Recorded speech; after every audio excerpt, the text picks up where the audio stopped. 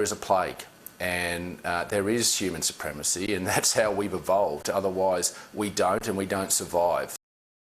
Well, joining me live now is Amanda Rishworth, the Shadow Minister for Early Childhood and Education. Amanda, good to see you. Thanks for joining us this morning. A couple of issues I want to talk to you about today, and I know that it's outside of your portfolio, but I just want to get Labor's reaction this morning to our top story, which is the government that's backing a gas power plant now in the Hunter Valley.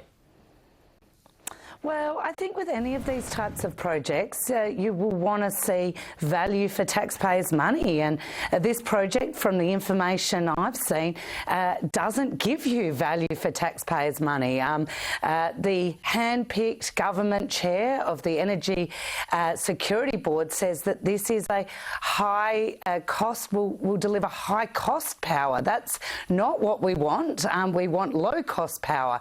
And, of course, AEMO, the market regulator, has pretty much said this isn't necessary, and there's been some estimations that its capacity will be only about 2% of its capacity will be used over a year. So my question to the government is this a waste of taxpayers' money? Because certainly when it comes to the experts, it is looking like the government is wasting taxpayers' money. And if they're doing that, why are they doing that? Is this about just continuing an ideological war? Is it about buying votes?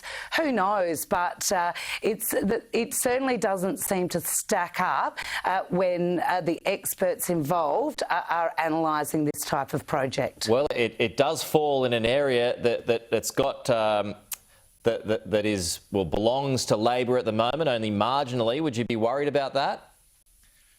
Oh, well, look, if this is the government's sort of cynical vote-buying exercise, I'm not too worried about that, because I think what people want to know, what everyone around Australia wants to know, including in the seat of Paterson, is that taxpayers' money, which is paid for by hard-working Australians, is being used in the most effective and efficient way that will deliver a long-term development for the country. They don't want to see it wasted into white elephants around the country. I think most people would be very frustrated about that. We have an excellent member of Parliament, Meryl Swanson, in the seat of Paterson, and I have no doubt that her connection with the community and what she's offering the community far outweighs any cynical ploy from this government. Something would need to be done, though, to plug that shortfall that will be left by the closure of Liddell. So what would Labor do? Well, look, I'm wanting to listen to the experts on this. I want to know what are the cheap sources of power that we can put in place that gets value for taxpayers' money, that may even be commercially viable. I mean, one of the issues around this is that no commercial entity has wanted to enter the market because the economics don't stack up. So I'd like to see some proper, I think, thought gone into this.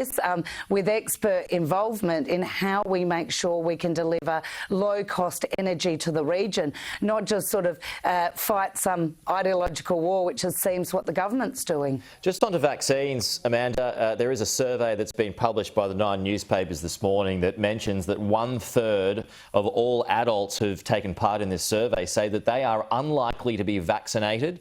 They have strong doubts over the vaccine side effects. How worried are you about that?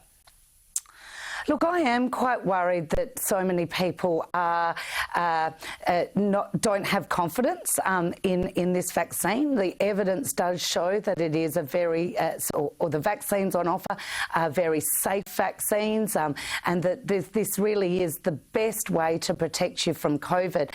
In some ways, though, I understand people's concern, especially when the government's vaccine rollout has been quite chaotic. There's been kind of mixed messages coming from the government around how the urgency of this vaccine rollout, when they missed their target back in March of vaccinating 4 million people, they said this isn't a race, it's slow and steady. So I guess if people hear that, then they don't feel the urgency to go out and get a vaccine. I also know people are continuing to struggle to be able to find a place in some places to get a vaccine.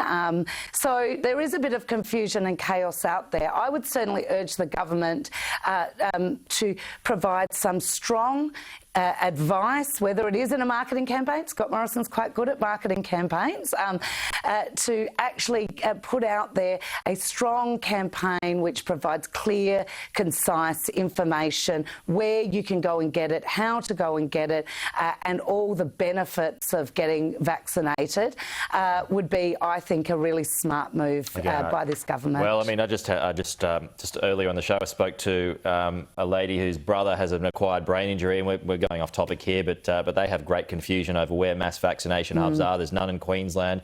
They don't know what's going on. They can't get vaccinated, and that's a real worry, and that's just for the disabled sector.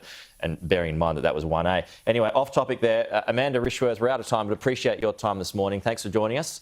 Talk to you soon. Thank you. Coming up, the Premier League Blue, which ended in a points decision for Chelsea. Jim has the details after this.